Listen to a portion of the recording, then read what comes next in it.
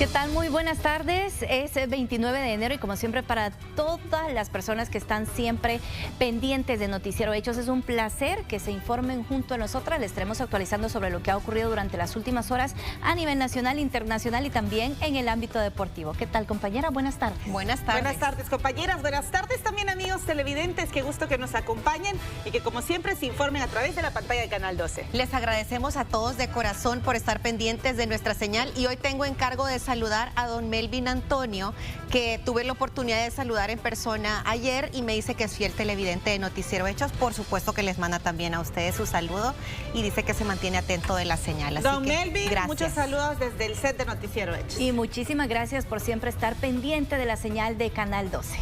Ahora les dejamos con los titulares. Al menos 10 personas resultaron lesionadas en un múltiple accidente de tránsito registrado esta mañana en el Paseo General Escalón. Un autobús impactó a unos 10 vehículos particulares.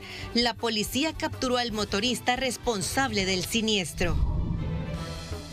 Pandilleros implicados en extorsiones y varias personas acusadas de estafas utilizando redes sociales fueron capturadas esta madrugada en diferentes distritos de la zona central del país.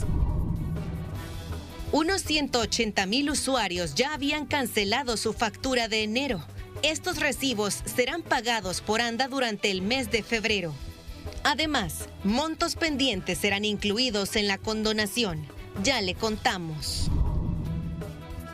En el ámbito internacional, la administración Trump ha revocado una extensión de 18 meses a las protecciones de deportación y el acceso a permisos de trabajo de miles de venezolanos, mientras continúan las redadas en diferentes sectores de Estados Unidos. Iniciamos con el detalle de los hechos. Un múltiple accidente de tránsito se registró en San Salvador. Este percance dejó al menos una docena de personas lesionadas. Nuevamente, el transporte colectivo estuvo involucrado en este siniestro vial. Son imágenes de un múltiple accidente de tránsito registrado en la intersección de la 79 Avenida Norte y el Paseo General Escalón en San Salvador.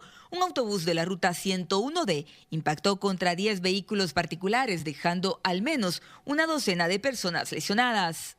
El bus perdió los frenos, al parecer nos impactó a los vehículos que estábamos esperando el cambio del semáforo. Al menos mi vehículo estaba en el carril derecho, yo venía con mis hijos rumbo al colegio de ellos y pues solamente sentimos el impacto y nos arrastraron hacia la zona del parqueo de este centro comercial. Fue que yo a través del retrovisor traté de ver qué es lo que estaba pasando, pero no se vio nada. De repente solo vi que pasó algo rápido que pasó golpeando mi carro y ya fue que cuando yo me bajé del carro vi los otros carros que ya estaban como completamente golpeados. Crisis nerviosa e incertidumbre de lo que sucedía es parte de los testimonios de las víctimas de este accidente. Fue un golpe fuerte, pero no sé. Avalancha de vehículos, eso fue lo que percibimos y nos asustamos pues realmente. Más de él y que ya la llevaron para el hospital. Y pues el carro que quedó destrozado. No sabíamos, nosotros solo sentíamos la avalancha de vehículos, porque fueron varios.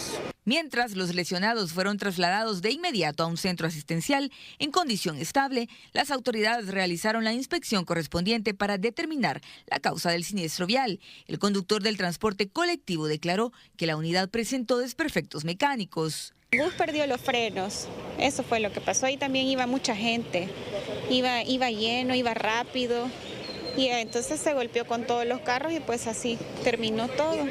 Hubo lesionados y algunos se lo llevaron en ambulancia, pero no fue nada grave, gracias a Dios. El bus era como que ocasionó quizás la mayoría de golpes en los demás carros.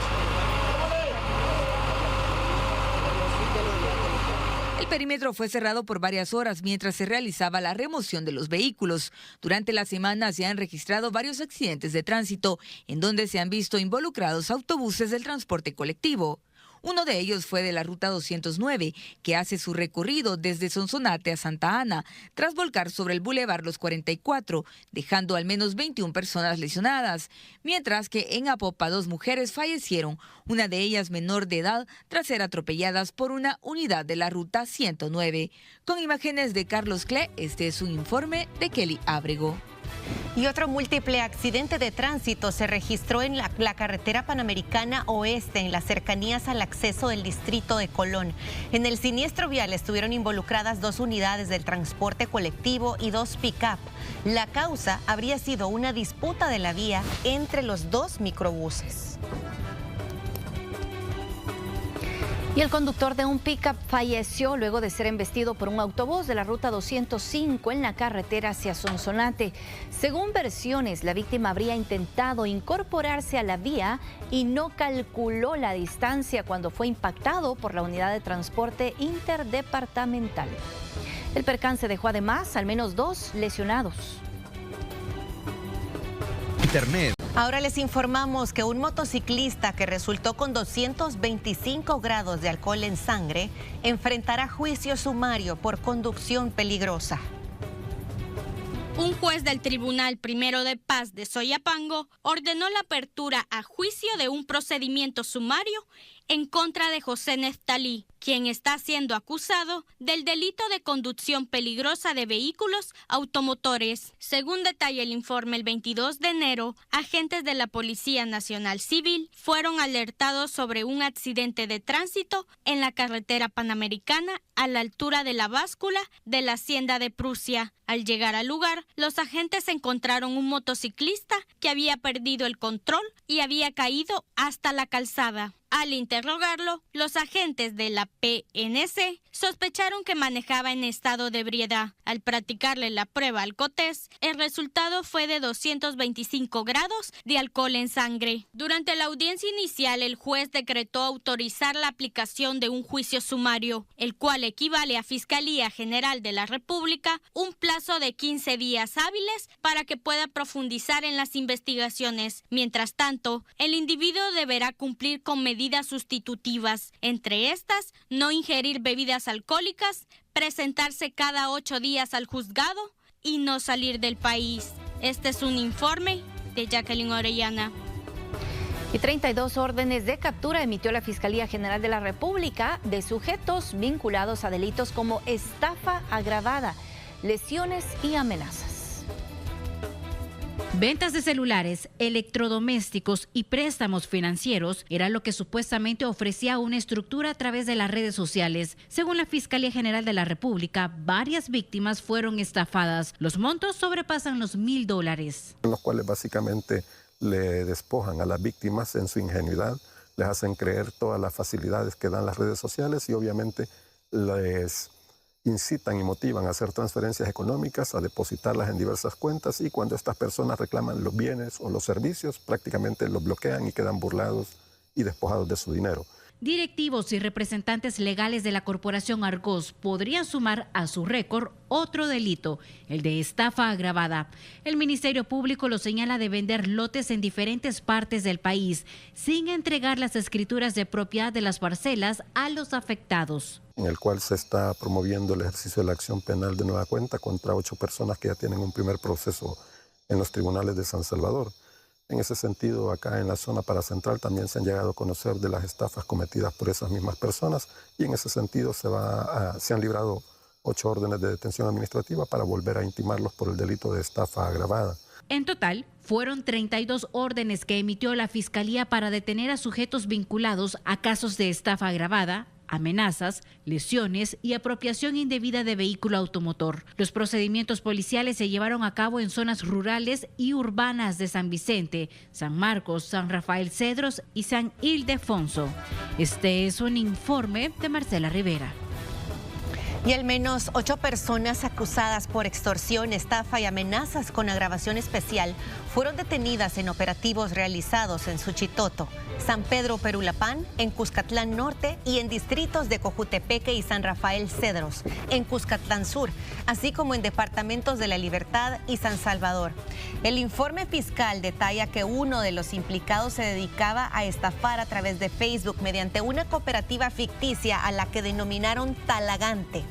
A una de las víctimas le convencieron para que depositara $350 en 2 transferencias para supuestamente obtener un crédito de $5,000. En uno de los casos del delito de extorsión se logró individualizar la participación de 3 miembros de la Mara Salvatrucha, quienes desde el año 2017 impusieron el pago de diferentes cantidades de dinero mensuales a la víctima, a cambio de no quitarle la vida a ella ni a su grupo familiar, quien por el temor de esa amenaza se vio obligada a tener que pagar la mal denominada renta durante mucho tiempo, lo cual causó un perjuicio patrimonial por una cantidad aproximada de $2,000. En uno de los casos de estafa sucedió que en el mes de noviembre del año 2023, la víctima encontró una publicación en la red social Facebook en la cual se ofrecía préstamos de dinero en línea a través de una cooperativa denominada Talagante, a la que solicitó un crédito personal en línea por la cantidad de $5,000. Parte de las indicaciones que recibió fue hacer una primera transferencia a una cuenta bancaria por la cantidad de $150. Luego, mediante engaños, le dijeron que era necesario obtener un sello multibanca y para ello debía realizar una segunda transferencia bancaria por el monto de $200. Y la Fiscalía General de la República presentó al Juzgado Segundo de Instrucción de Santa Tecla el dictamen de acusación en contra del excomisionado presidencial de Proyectos Estratégicos, Cristian Gerson Flores Sandoval, y su asistente José Ángel Quintanilla Rosales, quienes están siendo procesados por el delito de cohecho impropio. Según investigaciones, Flores aprovechaba su cargo para exigir dinero a personas y empresas a cambio de favores políticos. Las dádivas solicitadas a 2 víctimas ascienden a $227,737.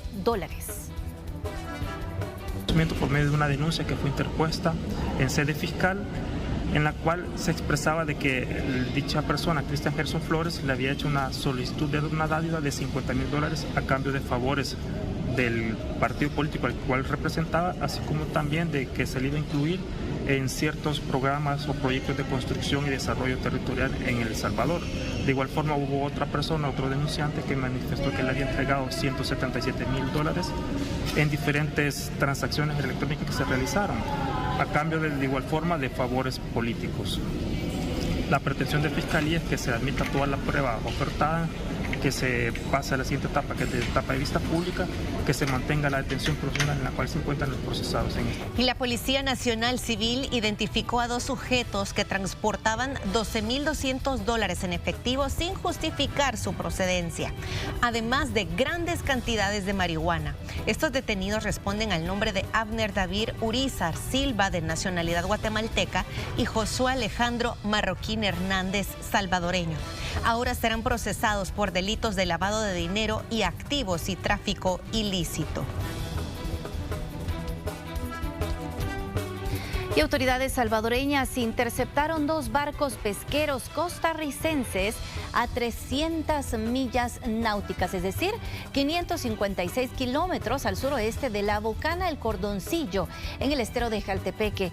El primer barco pesquero, White Shark X, transportaba 1.5 toneladas de cocaína con un valor aproximado de $39 millones, mientras que el segundo barco pesquero, Gold Fighting X, tenía como objetivo el reabastecimiento del combustible. La tripulación total de las embarcaciones estaba compuesta por 8 narcotraficantes costarricenses. En el último año, la Marina Nacional ha logrado incautar un total de 22.6 toneladas de cocaína en alta mar, valoradas en $565.2 millones.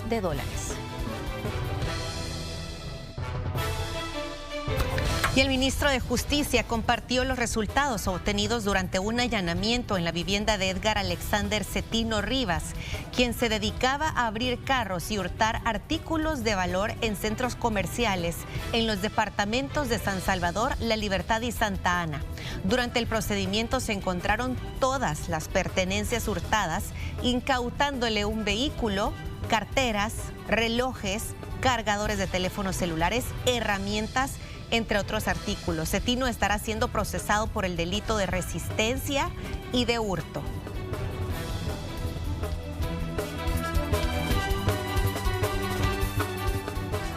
Y más de $62,000 provenientes de actividades ilegales pasarán a ser administradas por el Estado.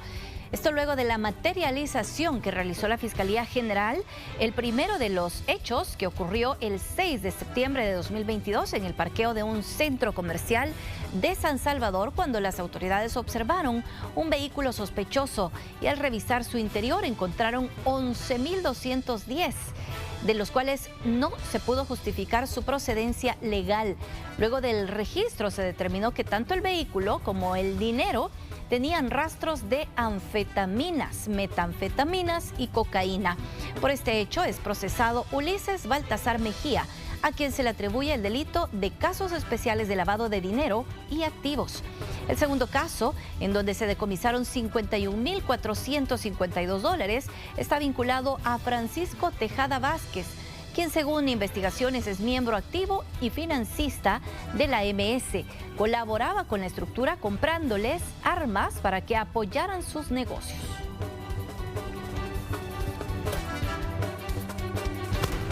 Y en las últimas horas se registró un incendio de gran magnitud en un terreno con abundante maleza seca en el kilómetro 17,5 de la carretera panamericana en el tramo conocido como Carretera de Oro, Soyapango, San Salvador. Al lugar llegaron cuerpo de bomberos para sofocar las llamas y detener el avance del fuego a otras zonas.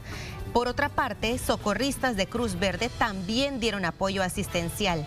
Esto en caso de ser necesario con oxígeno, ambulancia o primeros auxilios. Ellos aseguran que debido a la época seca, se ha visto un incremento de incendios en maleza.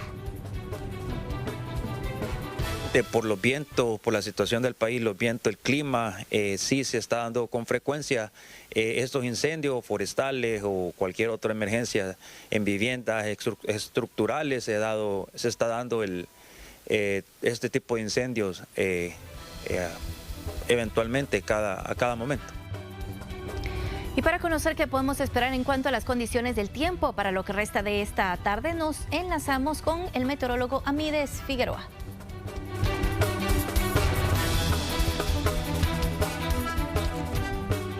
Muy buenas tardes, con mucho gusto. Continuamos con la influencia del viento del noreste acelerado sobre nuestro país. Sin embargo, estamos esperando que durante la noche regresemos a condiciones un poco más normales dentro de la época, con el viento o la influencia del flujo del este sobre nuestro país siempre se mantendrá acelerado.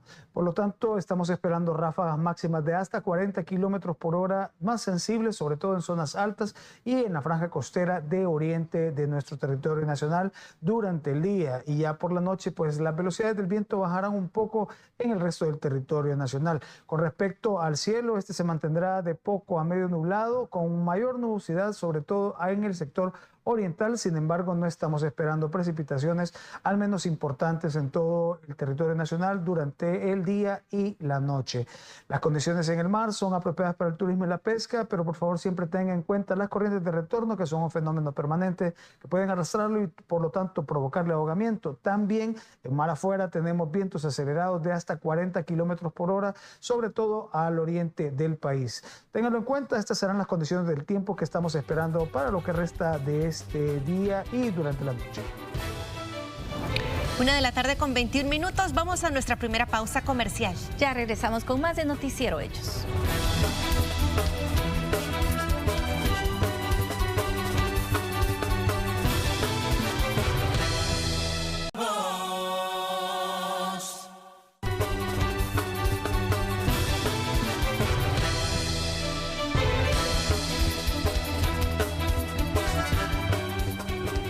Estamos de regreso. Muchísimas gracias por informarse a través de la señal de Canal 12. Ahora nos disponemos a conocer cómo se encuentra el sector de construcción y habitacional en el área metropolitana de San Salvador, así como la inversión que se proyecta para este 2025 en ese rubro. En el área metropolitana de San Salvador se espera una inversión de $4.000 millones durante 2025, provenientes de empresas nacionales y extranjeras que construyen diferentes edificaciones. Casi la mitad de los nuevos proyectos son habitacionales, es decir, que en los próximos años habría mayor oferta de vivienda en la capital. Sí, bueno, el 49% de los proyectos a nivel área metropolitana son habitacionales, le sigue comercio. Ahora evidentemente ahora que tenemos ya 12 meses de poder trabajar, pues evidentemente esperamos al menos 4.000 millones en ejecución, siendo muy conservadores. Pero digamos hay una serie de proyectos todavía de gran magnitud, ¿verdad?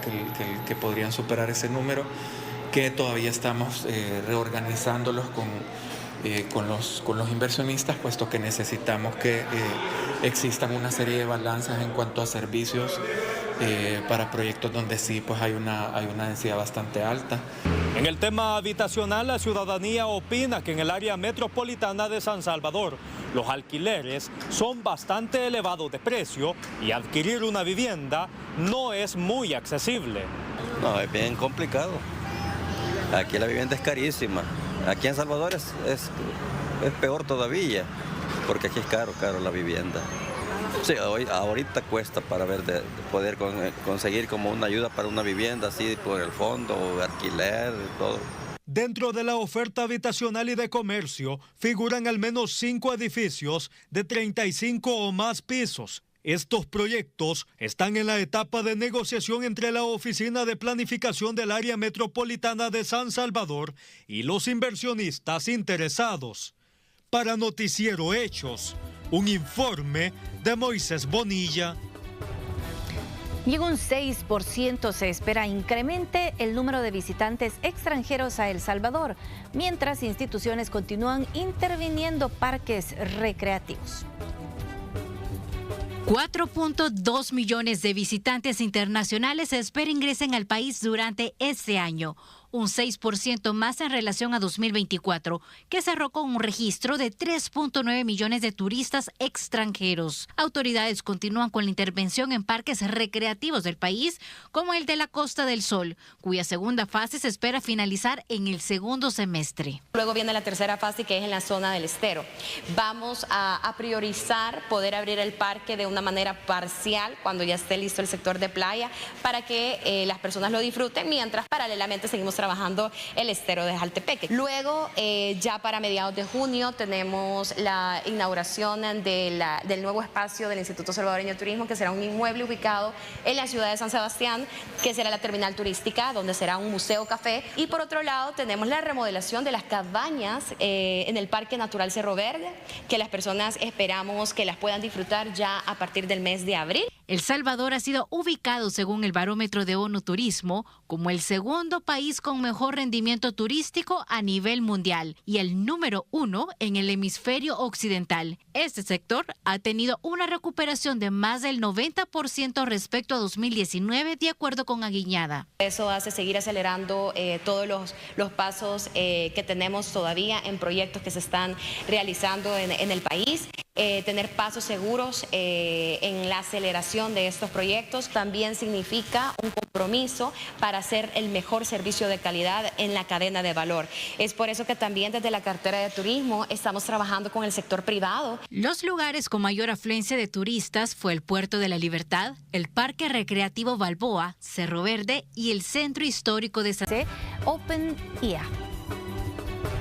La nueva inteligencia artificial china DeepSeek asombró a inversionistas al hundir varias acciones en Wall Street tras saltar a la cima de descargas de aplicaciones. Fue lanzada el 20 de enero y rápidamente cautivó a los usuarios, causando que la empresa Nvidia perdiera casi $600 mil millones. Pero, ¿qué es DeepSeek? es una empresa china especializada en investigación y desarrollo de inteligencia artificial. Se enfoca en crear tecnologías avanzadas de IA, incluyendo modelos de lenguaje y soluciones de aprendizaje automático. Lo que la hace tan especial es que fue producida a una fracción del costo de otros modelos en la vanguardia de la industria de inteligencia artificial como ChatGPT de OpenAI, ya que utiliza menos chips de tecnología avanzada, mientras ChatGPT y Gemini tienen un costo por servicio de suscripción que pueden rondar los $20 mensuales para información más detallada, mientras que DeepSeek es gratis, aunque más limitado. DeepSeek consiguió su éxito con solo $5 millones y apenas 200 empleados en una plantilla. Además, se puede optimizar para ser incluso más rápida que otras versiones de IA. Ahora se abre el debate sobre un problema y cae sobre los inversores estadounidenses de ChatGPT, ya que se preguntan dónde ha ido a parar todo su dinero, informó Inmar Batres. Ya es la 1:34 p.m. Nos disponemos a cambiar de tema y nos enfocamos ahora en lo que recién sucede en la Asamblea Legislativa. Así es, queremos comentarle que con 57 votos a favor, la Asamblea Legislativa ratificó el acuerdo de reforma al inciso segundo del artículo 248 de la Constitución salvadoreña, que le permitirá aprobar cualquier reforma constitucional en un solo paso, sin necesidad de que sea ratificada por una segunda legislatura. Luego de la ratificación, cualquier reforma a la Constitución exigiría solo una votación de una sola legislatura, con 3/4 partes de los votos, es decir, con 45 de los 60 votos de la próxima legislatura. Nuevas Ideas y sus aliados tienen 57 votos. Hubo 3 votos en contra, 2 del partido Arena y 1 de Vamos. Y bueno, adicional a esta información, esta imagen que ustedes tienen en pantalla es la captura del último post en X del Ernesto Castro, el presidente de la Asamblea Legislativa, quien estaba mencionando que la deuda política será eliminada. El Pleno Legislativo se dispone a tomar acciones en esta plenaria.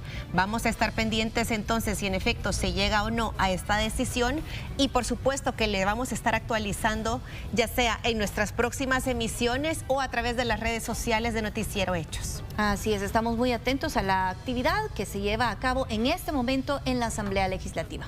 Vamos a una pausa.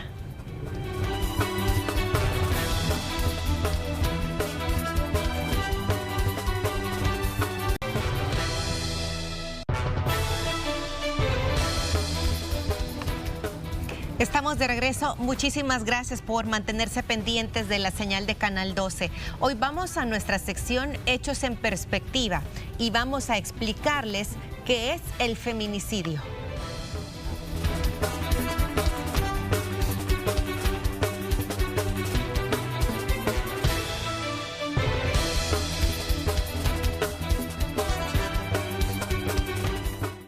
Zaira Abigail Ayala Reyes, de 23 años de edad, fue asesinada al interior de su vivienda. La situación de violencia en las calles, sumado a la violencia intrafamiliar, hacen que la edad de las víctimas sea cada vez menor. Y esto llevó al Ministerio Público a tipificar todos los asesinatos de mujeres como feminicidios.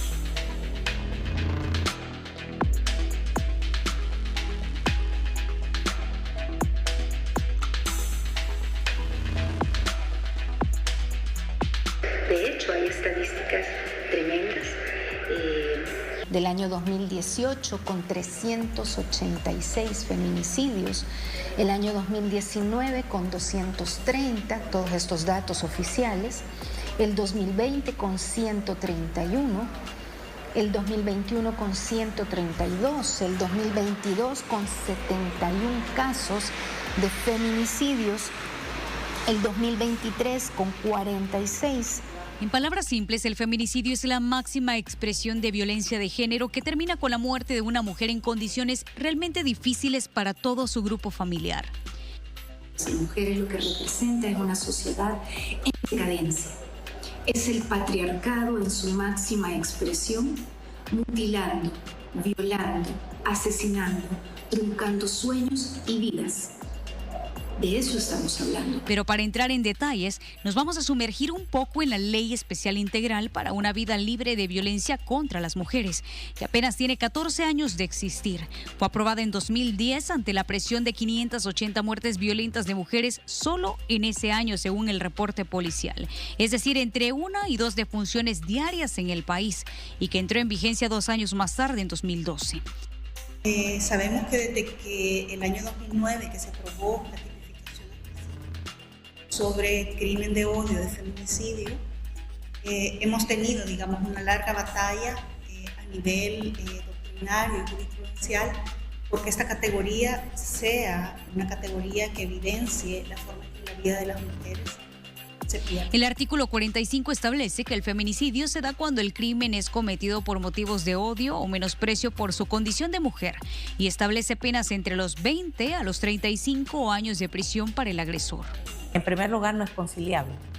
La persona que ha hecho expresiones de violencia contra la mujer o violencia no puede conciliar con la víctima. Lo que se hace es una reparación integral del daño y la condena es, en los casos especializados de la mujer, cuando no es un homicidio, sino que es violencia nada más o expresión de violencia, incluye una multa, ¿verdad?, económica, y la pena es puesta en razones de dinero. Detrás de las palabras odio y menosprecio hay un contexto amplio que abarca la ley en ese mismo artículo. 5 puntos básicos que ayudan a diferenciar en un primer momento entre lo que significa un homicidio y un feminicidio. En esto, los estándares internacionales nos dicen que toda muerte de mujeres, dado los grandes contextos de discriminación que existen, se tipifiquen o se califiquen inicialmente como feminicidios a descartar. Es decir, que agregamos la categoría especial y luego la descartamos, no al revés. Es decir, es más difícil que un homicidio sea luego calificado como feminicidio, porque ya hemos perdido una serie de valoraciones esenciales en este sentido. Lo primero, contempla que la mujer le haya precedido algún incidente de violencia cometido por el autor, independientemente que el hecho haya sido denunciado o no por la víctima. Puede ser física, psicológica o económica. ¿Qué pasa si la persona que ha sido asesinada, fallecida, nunca puso la denuncia por violencia? ¿Puede haber un feminicidio? Sí, porque pueden haber testigos que prueben que ella vivió violencia durante todo el noviazgo o el que estaban casados. El segundo, que el autor se hubiera aprovechado de cualquier condición de riesgo o vulnerabilidad física o psíquica en que se encuentra la víctima. En este sentido,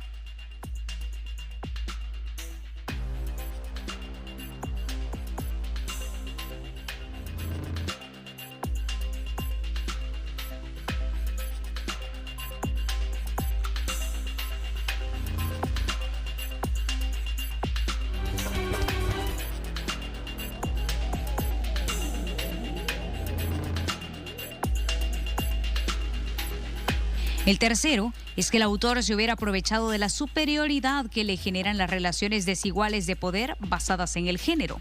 El cuarto, que previo a la muerte de la mujer, el autor hubiera cometido contra ella cualquier conducta calificada como delito contra la libertad sexual. Y eso se da por las relaciones de poder y de confianza que existen en las relaciones, y eso posiciona al hombre en un ámbito de subordinación sobre la mujer, que a nivel cultural está también respaldado por todo el machismo, por todo el patriarcado que muchas veces se da a la hora de la atención, cuando una víctima llega a pedir una atención. Y por último, la muerte precedida por causa de mutilación. Pero El Salvador vivió épocas crudas, graves, donde las mujeres, el cuerpo de las mujeres era desmembrado y esparcido en la calle, en maletas, tirados en quebradas, tirados en bancas, en parques, como en el Parque Centenario, por ejemplo. Muchos de los casos de la violencia, de los feminicidios, tienen como señas también violencia sexual. El Salvador tiene un contexto de violencia sexual tanto en niñez, adolescencia y violencia contra las mujeres, que tiene un alto índice de la violencia sexual. Bajo estos parámetros se han logrado importantes condenas en casos sonados como por ejemplo el de la periodista Carla Turcios, donde su esposo Mario Alberto Hueso Portillo fue condenado a 50 años de prisión por feminicidio agravado, o el caso de la ex agente de la Policía Nacional Civil Carla Mayari Ayala, con una sentencia de 50 años de prisión para Juan José Castillo Arévalo, alias Samurai, eso sí, como reo ausente. Aunque según las autoridades, el samurái podría estar escondido en otro país. Pero hay otros casos donde la Fiscalía no ha logrado pruebas contundentes para comprobar la existencia de un feminicidio, obligando a cambiar la tipificación del delito, como el caso de 5 hombres que fueron condenados a 30 años de prisión por el homicidio agravado de Ana Lilian Orellana Sánchez, un hecho cometido el 12 de junio del 2020. Solo ha habido un año en el que se ha logrado que el 68% de las muertes violentas de mujeres sea tipificada como feminicidio. El resto no es que creamos que no son feminicidios, sino que no hemos logrado, digamos, que haya un encuadre, digamos, lo suficientemente técnico y especializado para garantizar que se les considere bajo esta denominación. Para los juristas, en ocasiones es una delgada línea de pruebas a las que podrían hacer la diferencia. El homicidio en El Salvador es el delito de matar a otra persona, ya sea por acción u omisión, con o sin intención, contemplado en el Código Penal con castigos entre los 10 a los 30 años de condena y se encuentra contemplado específicamente en el artículo 128 del Código Penal. Es que es muy delgada la línea. ¿Cuándo yo puedo probar que una persona mató a otra por razones de su género? ¿O cuándo fue al calor de la ira? ¿O cuándo fue porque estaba tomado? ¿O cuándo fue porque fue una situación que se le dio en el momento? Es bien difícil de probar y hay muchos casos en que, como defensora, en los casos de feminicidio, hemos logrado que se modifique porque la pena es diferente.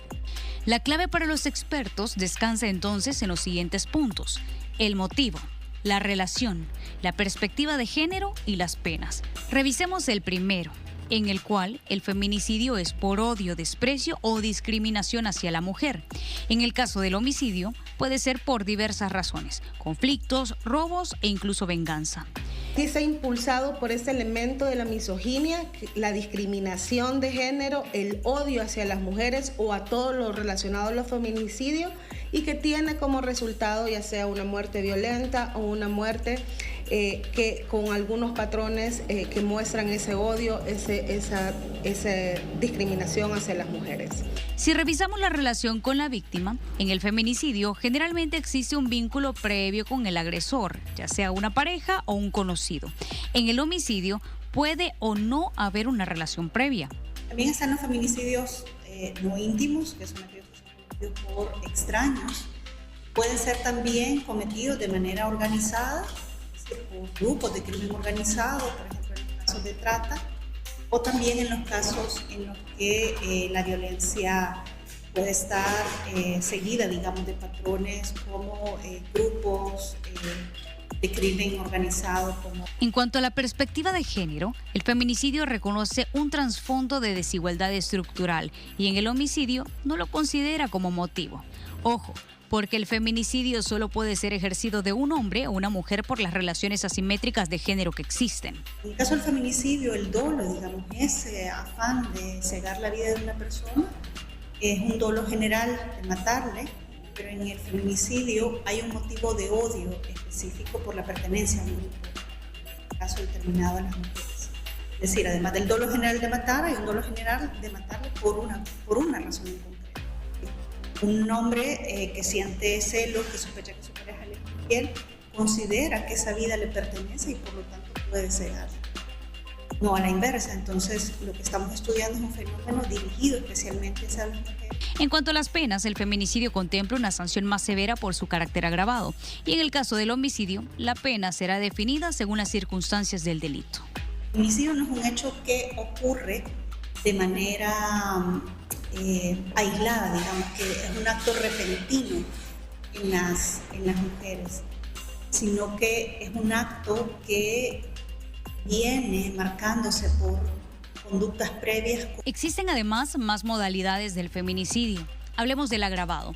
Es cuando fuera realizado, por ejemplo, por un funcionario o empleado público municipal, una autoridad pública o un agente de autoridad. Si fuera realizado por 2 o más personas.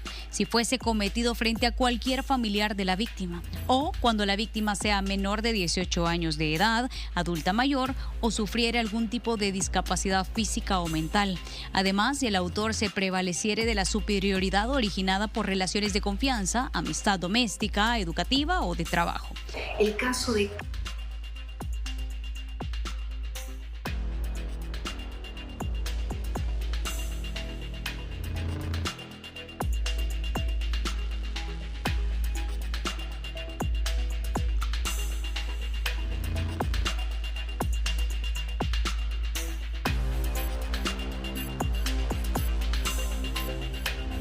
Y aunque con una pena mucho menor, que es de 5 a 7 años, la ley contempla el suicidio feminicida por inducción o ayuda, que no es más que inducir a una mujer al suicidio o prestarle ayuda para cometerlo, que no se contempla así en el caso de los homicidios, pues estaríamos hablando de otro delito, inducción al suicidio, sea mujer o no. Han sido orilladas a través de situaciones de tortura constante, de violencia constante. Y encontramos muchas niñas y adolescentes víctimas de diferentes manifestaciones de violencia sexual que terminaron con su vida, pero que se trata de feminicidios.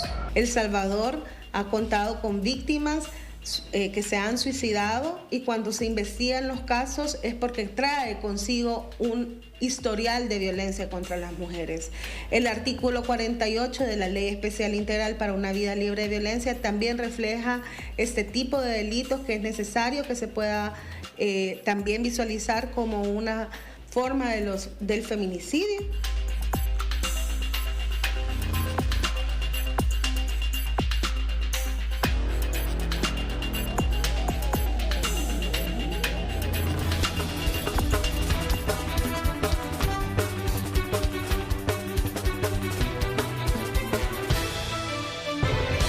Gracias por habernos acompañado.